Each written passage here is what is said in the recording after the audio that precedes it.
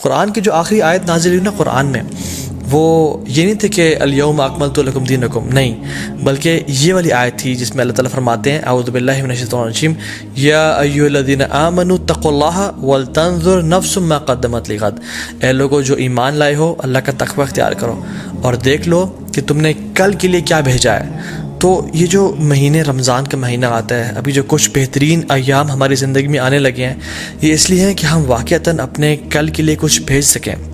لیکن انفارچونیٹلی اکثر مسلمان زیادہ عمل کیوں نہیں کر سکتے؟ کیونکہ نمبر 1 از ان کو اس کی فضیلت کا پتہ نہیں ہوتا، اور سیکنڈلی ان کو پتہ ہی نہیں ہوتا کہ کون سا مہینہ انٹر ہونے لگا ہے، اور وہ تو بس ایک دے گو ود دا فلو۔ اگر میں آپ سے سوال کروں کہ کون سا سب سے بہترین مہینہ ہے جس میں اللہ سبحانہ و تعالیٰ کو روزے رکھنا سب سے پسند ہے رمضان کے بعد، تو ہم کنفیوز ہو جائیں گے شاید۔ کچھ لوگ کہیں گے شاید شعبان کا مہینہ، کیونکہ رمضان سے پہلے آتا ہے، رسول اللہ صلی اللہ علیہ وسلم اکثر اس میں روزے رکھا کرتے تھے کثرت کے ساتھ۔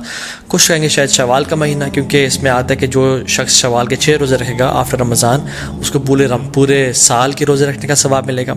لیکن the right answer is it is شہر اللہ محرم، اللہ سبحانہ و تعالیٰ کا جو مہینہ ہے محرم، اس میں اللہ تعالیٰ کو رمضان کے بعد سب سے بہترین اور سب سے پسندیدہ ہے کہ لوگ اس میں روزے رکھیں۔ تو رمضان میں تو ایک ماحول ہوتا ہے، ایک انوائرمنٹ ہوتا ہے، لوگ تراویح پڑھے ہوتے ہیں، لوگ سحری افطاری کے لیے تیاری کر رہے ہوتے ہیں، مسجد میں رش بھر جاتا ہے۔ لیکن ذوالحجہ کے جو پہلے 10 دن ہیں، اس میں صرف وہ لوگ ہی اسٹرائیو کرتے ہیں، those who really want to shine out, those who are motivated, جو واقعتاً اپنی اگلی زندگی کے لیے کچھ انویسٹمنٹس کرنا چاہتے ہیں اور اپنی اصل زندگی کو سیکیور کرنا چاہتے ہیں۔ And this is the time which makes the difference, کیونکہ رمضان میں تو ہر بندہ ہی کوشش کر رہا ہوتا ہے، لیکن ذوالحجہ کے پہلے 10 دنوں میں بہت کم لوگ ہیں اور تھوڑے لوگ ہیں جو کوشش کر رہے ہوتے ہیں۔ ان کے بارے میں کیا آتا ہے قرآن و حدیث میں؟ اللہ سبحانہ وتعالیٰ فرماتے ہیں اعوذ باللہ من الشیطان الرجیم والفجر ولیال عشر والشفع والوتر واللیل اذا یسر، اور فجر کی قسم اور ولیال عشر اور 10 راتوں کی قسم۔ جمہور علماء کہتے ہیں کہ یہ جو 10 راتیں ہیں جن کی اللہ تعالیٰ قسم اٹھا رہے ہیں، ان کی امپورٹنس اور ان کی گرینڈیوسٹی کی وجہ سے، وہ ذوالحجہ کی 10 راتیں ہیں۔ اور یہاں پہ راتوں کا ذکر کیوں ہے؟ کیونکہ اللہ سبحانہ تعالیٰ کبھی اپنے کلام میں راتوں اور دنوں کو انٹرچینج کرتے رہتے ہیں۔ جیسے زکریا علیہ السلام کی ایگزامپل میں دیکھ لیں، ایک جگہ پہ آتا ہے 3 دن کا روزہ رکھو اور دوسری جگہ پہ 3 راتوں کا روزہ رکھو۔ سو یہ ایلیکوینس میں شامل ہوتا ہے۔ سو اکثر علماء جمہور یہی کہتے ہیں کہ یہ 10 راتیں ہیں وہ ولیال عشر، وہ ذوالحجہ کی 10 راتیں ہیں جن کے بارے میں اللہ تعالیٰ قسم کھا رہے ہیں، والشفع والوتر واللیل اذا یسر۔ نا سبحان اللہ، یہ جو قسمیں ہیں نا، ہم دیکھیں کہ کتنی امپورٹنس ہے اور سیکوینس کیسے ہے ان قسموں کا۔ والفجر، اللہ تعالیٰ قسم کھا رہے ہیں فجر کی، which is best part of the day، which is best part of the day, which is the، اللہ کے میں کیا فرمایا؟ اللہم اجعل بارک لامتی فی بکورہا، یا اللہ میری امت کے لیے برکت ڈال دے فجر کے وقت میں، صبح کے وقت میں۔ تو this is best part of the day. بلکہ کچھ علماء تو یہ بیان بھی کرتے ہیں کہ یہ جو والفجر ہے نا ود الف لام، یہ یوم العرفہ کی فجر کی قسم کھا رہے ہیں اللہ تعالیٰ۔ یہ کوئی جنرل قسم نہیں ہے، بلکہ یوم العرفہ کی فجر کی جو قسم ہے اللہ تعالیٰ وہ کھا رہے ہیں۔ ولیال عشر، اور بہترین 10 راتوں کی قسم کھا رہے ہیں۔ سو پہلی قسم کھائی best part of the day کی، دوسری قسم کھائی best days of the year کی، اور تیسری قسم کھائی والشفع والوتر and by the odd and by the even. اللہ تعالیٰ best days in these 10 days کی قسم کھا رہے ہیں، وچ از دا 9th and the 10th of حج، یوم العرفہ اینڈ یوم النحر، عید کا دن اور عرفہ کا دن۔ اللہ اکبر۔ اور پھر فرمایا واللیل اذا یسر، اور اللہ تعالیٰ یہاں پہ رات کے بہترین حصے کی قسم کھا رہے ہیں، which is the 3rd part of the night۔ اور پھر فرمایا حل فی ذلک قسم لذی حجر، یہ جو قسمیں ہیں نا، یہ صاحب العلم والفضل کے لیے بہت بڑی بڑی قسمیں ہیں۔ یہ ان لوگوں کے لیے قسمیں ہیں جو کہ they possess intellect and knowledge. تو قرآن میں تو ان 10 ایام کے بارے میں آ گیا۔ حدیث میں کیا آتا ہے؟ عبداللہ ابن عباس رضی اللہ تعالیٰ عنہ فرماتے ہیں کہ اللہ کے نبی صلی اللہ علیہ وسلم نے فرمایا there are no days in which righteous deeds are more beloved to Allah subhanahu wa ta'ala than these days۔ اللہ اکبر۔ تو صحابہ were surprised، انہوں نے کہا یا رسول اللہ والجہاد فی سبیل اللہ، کیا اللہ کے راستے میں جہاد بھی؟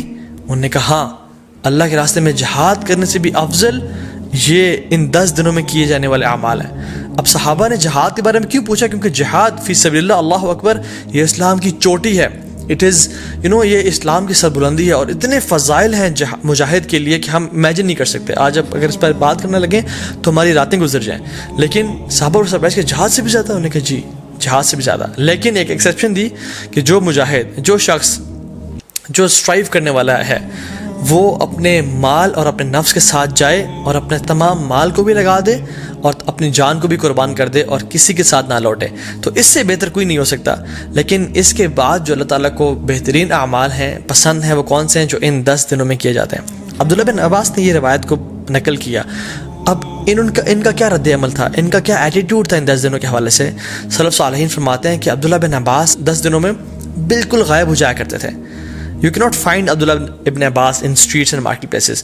وہ اپنے آپ کو ڈیڈیکیٹ کر لیتے ٹو صلاح، ذکر، عبادات، تحلیل و تکبیر و تحمید اور تمام نیک اعمال کے لیے. ایک اور حدیث میں آتا ہے اللہ کے فرمایا کہ there are no days in which righteous deeds are more beloved to Allah subhanahu wa ta'ala than in these 10 days, so recite a great deal of تحلیل و تکبیر و تحمید.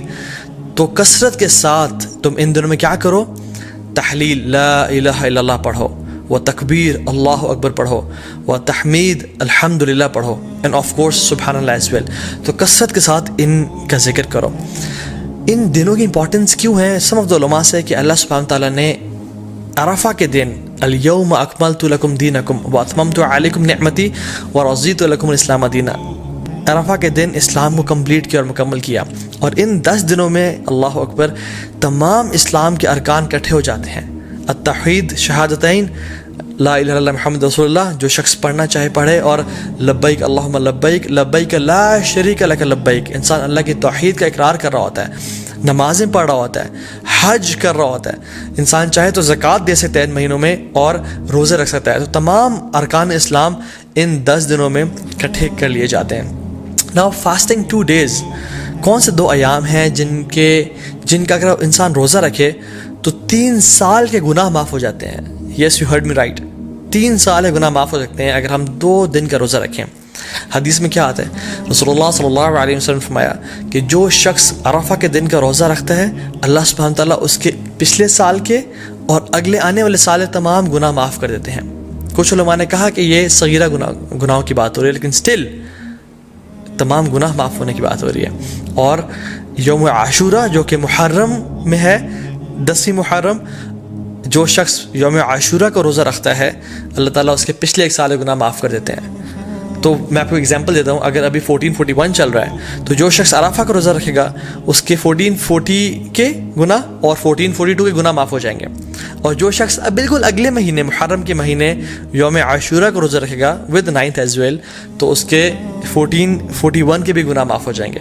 تو 1440، 1441 اینڈ 1442 3 سال کے صغیرہ گناہ اللہ تعالیٰ معاف کر دیتے ہیں. And how amazing is that. اللہ تعالیٰ بہانے دے رہے ہیں ہم لوگوں کو اپنے گناہ معاف کروانے کے لیے، لیکن ہم میں سے ہے کوئی جو آگے بڑھ کے ان اپرچونیٹیز کو گراب کر لے اور اپنے رب کو واقعی میں راضی کر لے. حنیدہ بن خالد اپنی وائف سے فرماتے ہیں، اور ان کی وائف نے ام المومنین سے یہ روایت کی کہ اللہ کے نبی صلی اللہ علیہ وسلم صرف عرفہ کے دن کا روزہ نہیں رکھتے تھے بلکہ تمام 9 دنوں کا روزہ رکھا کرتے تھے. اور ان 9 دنوں کے علاوہ یوم عاشورہ کا دن جو کہ محرم میں ہے، 3 days of each month جو کہ ایام البیض بولتے ہیں، which is the white days. why? because 13، 14، 15 کے یہ ایام ہے جس میں جو سن ہے جو مون ہے وہ اپنے فل اپنے پینیکل پہ ہوتا ہے. اٹ از وائٹ اور راتیں بھی روشنی کی طرح ہوتی ہیں. So it is the white days which ایام بیض.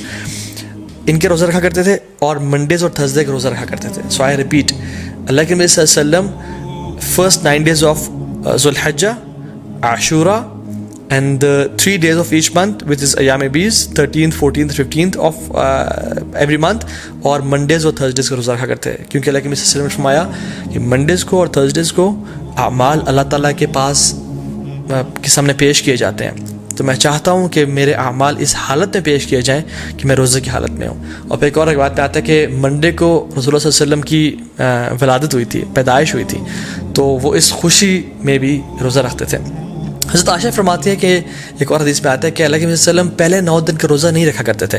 Now the scholars reconcile between these 2 hadiths کہ کبھی کچھ سال رکھ لیا کرتے تھے اور کچھ سال چھوڑ دیا کرتے تھے. تو ہمارے لیے یہ ہے کہ ہم لوگ ہم چاہیں تو رکھ سکتے ہیں. جو شخص آگے بڑھنا چاہتا ہے وہ ان دنوں میں روزے رکھے جا سکتے ہیں، کیونکہ رسول اللہ صلی اللہ علیہ وسلم کی پیاری سنت سے یہ روزے ثابت ہیں.